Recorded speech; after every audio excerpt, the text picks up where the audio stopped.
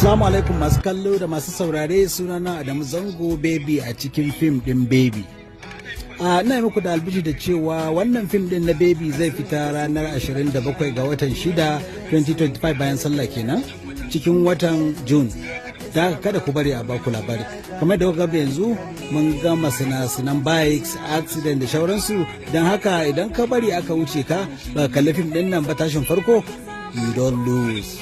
Kada ku manta 27 ga watan June 2025 a YouTube dina mai suna Adam A Zango. Ashe rayuwar kaɗai ce ba ka gane tana da illama, sai in ka mace a hanyar so ka gane ta fara yin rama a duk lokacin da za ka yi.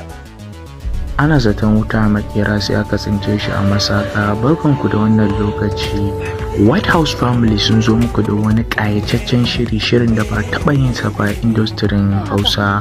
Shiri ne mai dogon zango, kada ku sake a baku labari kaɗan daga cikin shirin Baby. Baby dai wani bawan Allah ne wanda duk abin da ya nema a wajen mace yana samu, in bai samu ba kuma ya san yace zai ya samu.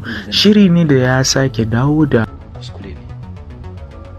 shiri ne da za ku so ku kalla don ya dawo da wata jaruma wanda mutane suna son kallon shirye-shiryen ta, ma'ana Zainab Indomie.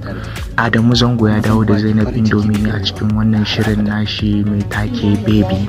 Akwai wasu 'yan kallo wanda na san ku 'yan kallo za ku so ku gansu, don haka kada ku sake a baku labari.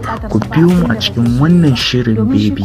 Za a sake shi ne a official handle ɗinmu na Adamu Zango, wato Adam A Zango official. Ku biyo mu domin ku samu wannan shirin. Za a fara sake shi ne a cikin wannan watan Janairu. Lokaci yana yi, aje a kalla Baby. Baby ne me?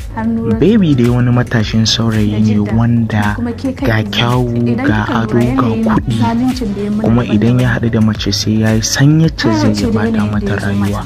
To akalla ya bata mu. Fim ɗina ya kusa fita, don Allah ku taimake ni da tare. Ai wallahi ina wannan wakar kafar ka kafar mu. To haka muke da wannan fim din, kafar sa kafar mu. Insha Allah. Ayan Allah ya so ya da wannan kamar namu ne. Allah ya so ya da wanda mu ake aikin kuma da mu za a wannan aikin dole a yi shi a personal ya zama kullum muke yawo da JC saboda a gani a shaida. Allah ya so ya da komai da mu za.